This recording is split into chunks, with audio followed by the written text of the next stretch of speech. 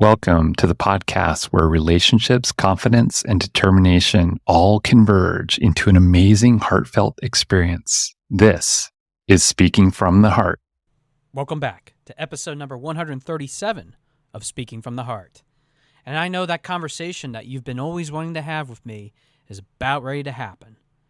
Is it? Or is it not? Maybe you've been putting off something that you really needed to tell someone for so long, but you're afraid of what that reaction might be. Maybe you already have in your head what that outcome is, and you're afraid of actually going ahead and talking about it because having that conversation, let alone even having that encounter, could be a very big, scary task in itself. And maybe having that idea of what you want to say isn't really coming to mind because the words that you're trying to utilize, the things that you need to say, are not even coming together for you to be able to tell that other person what is really important.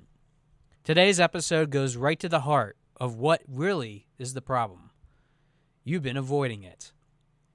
And avoidance is not the deterrent to be able to do the things that you need to do in your life to achieve that best version, let alone have the relationships, confidence, and determination to keep carrying forward in your overall life. I have known many people, even some clients of mine for that matter, that have put off that all-important conversation, that one thing that they need to have with somebody else, because they're afraid of what they will say about them. It's been many years now since I've been over my situation that I have been through, all because I didn't want to have a conversation to myself, of all people, about myself, of what needed to be done in order to change the outcome of a variety of different failures that happened in my life. As a matter of fact, if it wasn't for approaching and dealing with those conversations that I need to have and that I still continue to have, I would not be the person that I am today. I think that's some words of wisdom for you to hear a little bit about my experiences, which is why today's episode, unlike lectures that I usually give, are going to go in a different kind of direction. Because I want to demonstrate to you why putting off that all-important conversation could not only hurt you, but could break you as well.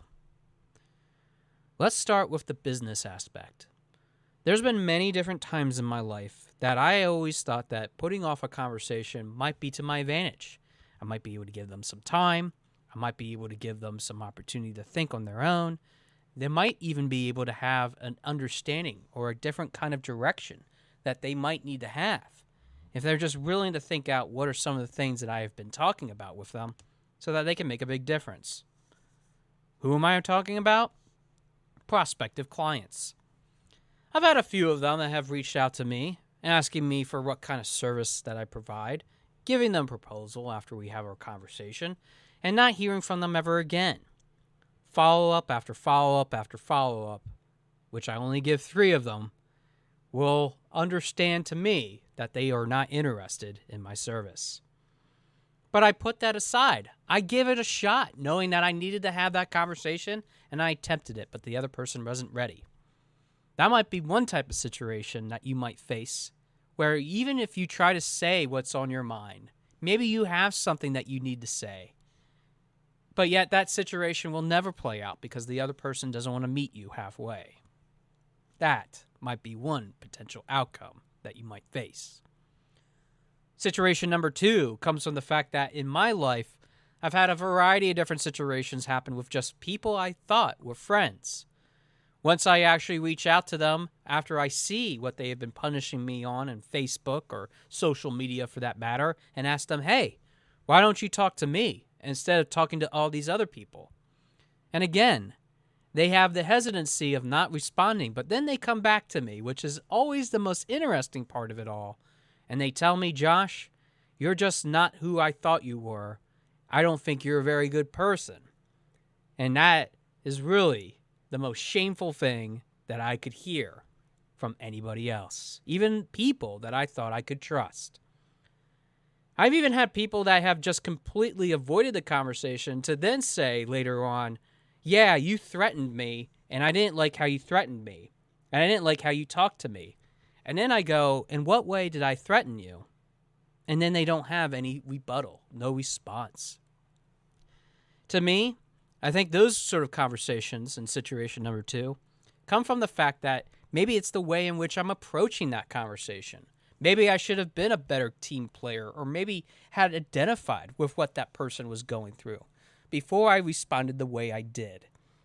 But even with all the facts that I could ever be presented with all the information that could ever be consumed, with all the different types of research that I am able to muster together in order to make an informed decision, unfortunately, the one variable in it comes from people, even those that you really thought you could trust, that would never be able to learn from your mistakes, let alone even your opinions of what's going on.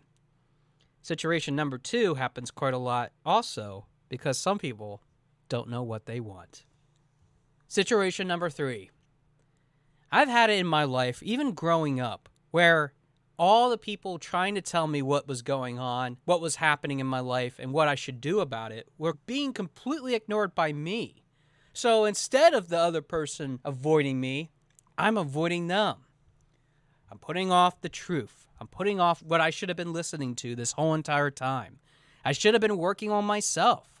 I should have been working so hard so that I could be able to learn and grow in a variety of different things that I could achieve, not just in the academic sense, which was the biggest focus of my life growing up, but also the relationship sense. Being able to fall in love, being able to have kids, being able to have the opportunity to share my life with someone that values me the most. Because of my avoidance and not working on myself, despite the numerous individuals that came up to me, I wanted to listen so badly that the truth scared me even more, and I ran away. That was situation number 3 that might happen in your life quite often. No matter which way you look at it, whether you are on the opposite end or you're the one that's responsible. Maybe you fall in between trying your very best, but you can't make any headway. What do you ever do? Especially if you're trying to avoid the situations that are happening in your life. How can you possibly keep moving forward with the change that you need to make time and time again in order to take care of yourself, but also make meaningful progress toward your goals? It's been interesting to do this podcast because I've given you a lot of different suggestions on other shows. So let me recap a few of those for those that are just coming in since episode 100, which even if you've been coming in since today, I appreciate you being able to join me in this adventure of self-development. Lesson number 1 has been maybe you could just avoid it altogether. But that's what we're talking about today, and I don't think that's really a good idea, especially since this episode is all about learning how to talk to those people and maybe address those situations. So that's not a good idea. We've talked about how you should learn in lesson number 2, writing down what you really find to be the most purpose-driven life so that you can have your goals, being able to use your goals so that you have a roadmap towards success, which then means that you might have to actually talk to someone instead of avoiding them in the first place. Well, there you go. That might work, but there's one big problem. You still have to worry about what the other person might say or do.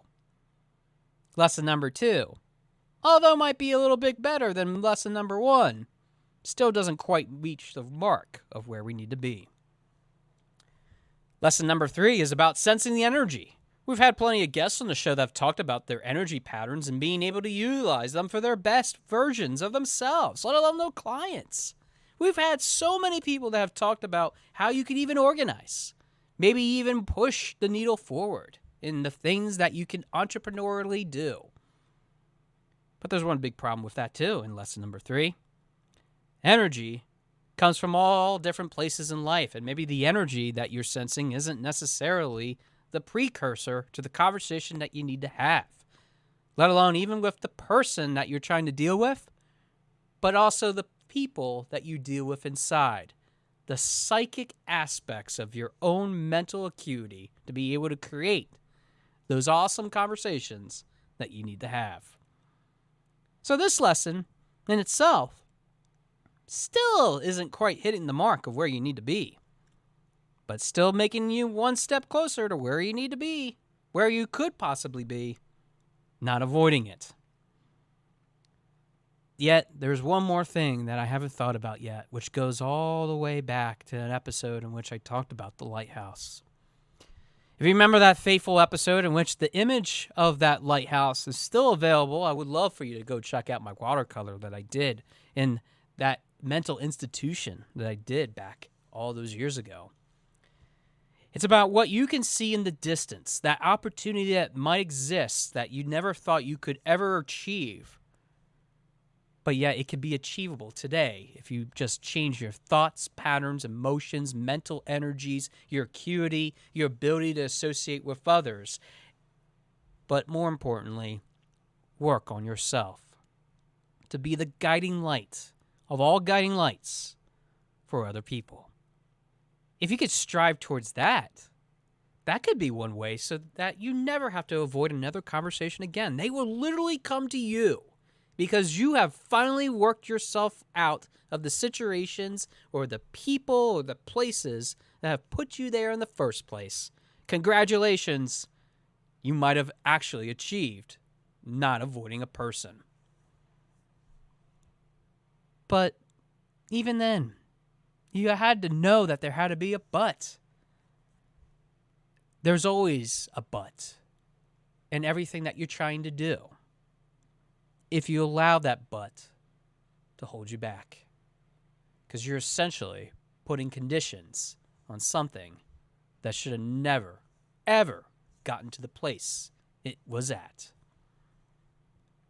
Putting off a conversation in order to have it with someone so that they know exactly where you're coming from has been one of the pivotal parts of many parts of different episodes that I've had about this conversation of addressing not only the cruciality of it, but also getting to the heart, being able to share that meaning, but it'll also grow within yourself, whether it's even from a castle that you've built, going back to episode 135. But I think that we have to understand that if we continue to avoid the growth potential, let alone even the difficult conversations that we need to have in life, we will never be able to achieve, let alone unlock, the hidden potential that we have inside of ourselves. Because instead of, what if, we're always going to be asking, why didn't I do this in the first place? I think we have this challenging fear within ourselves to be able to overcome what might be holding us back. It's really the epiphany of all self-development that you would hear from anybody else that is an authority, let alone even an expert on the subject. But we're never going to be experts. Joe Schmo over here, your podcast host, has many different theories of how you can avoid how to do what you need to do because you keep on putting it off. But it's really about having the understanding of creating that change instead of avoiding that change. Actually putting time inside yourself so that you can have that self-care instead of making those ill-fated choices that you should have never made in the first place. Remember those examples from earlier? They all happened at various phases of my life, even way before I tried to hurt myself all these years ago now. But what I've learned from those experiences and what I've been able to unlock even inside myself on the door of opportunity in which I have my hand on, I know that freedom comes from not just overcoming the avoidance factor, not just understanding that fear can be a motivation, not a drawback, but that when you are able to let go of whatever it is that is holding you back from being able to do what you need to do, it doesn't become big. It doesn't become scary. It becomes potential. I would love anything more in this world that we unlock our potential. People have not been able to do that because we've been held back by many different factors, including even economical for that matter. But development doesn't come from economics. It comes from within ourselves. So saying that money holds us back is just a facade. It doesn't allow us to really see what is really on the other side of that door if we're able to unlock it, to just be able to put our hand on the knob to turn it. We cannot be fearful of what we can become by just avoiding as our only deterrent.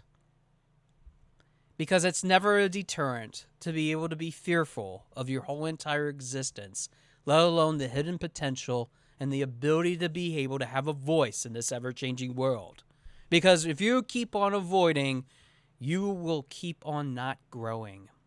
If you keep on avoiding, you will not see the best version of yourself.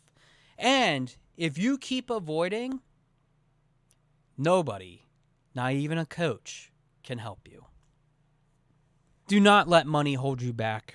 Do not let other people tell you that you are not able to overcome.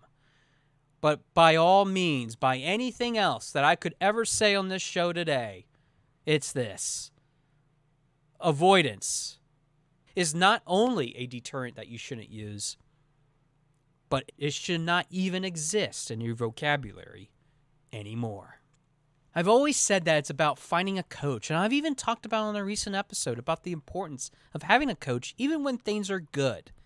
This is the time in which you should be able to find someone so that they're able to allow you to not avoid the problem that you might be facing anymore. This is the reason why self-development can happen if you decide to stop holding yourself back. So today, I want you to take that first step and stop avoiding once and for all. It can be so small. It can be so insignificant. Maybe to you today, but that significance is not measured by the things that you do, the number of them.